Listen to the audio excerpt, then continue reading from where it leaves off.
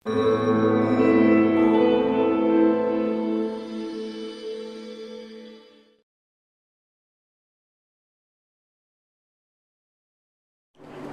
biasanya digunakan untuk berkemah bagi para pendaki gunung. Namun di salah satu kafe di kawasan Punclut, Bandung, tenda justru dimanfaatkan sebagai tempat untuk menikmati makanan sekaligus melihat panorama perbukitan.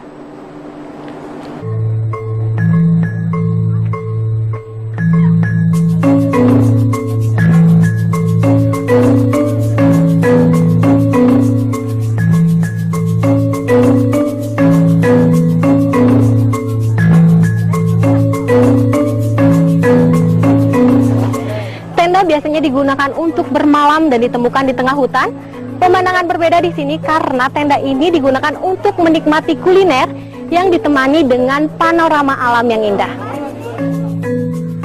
Ya, tenda memang menjadi rumah bagi para pendaki gunung untuk melepas lelah dan beristirahat setelah melewati perjalanan yang sangat jauh.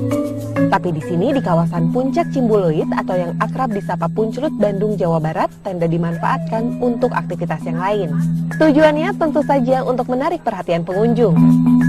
Kita cari yang beda, yang unik. Akhirnya kita ketemu tenda.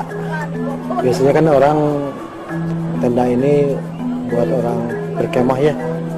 Nah ini kita pakai buat bisa makan dan bisa santai.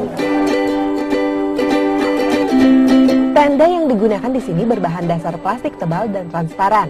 Dari sini pengunjung bisa langsung melihat panorama perbukitan yang bisa memanjakan mata. Dari sini pengunjung juga bisa melihat kota Bandung dari ketinggian. Bagi pengunjung, mereka tak mau kehilangan momen dan mengabadikannya dengan berselfie. Konsep kafe dalam tenda seperti ini menjadi daya tarik tersendiri bagi pengunjung.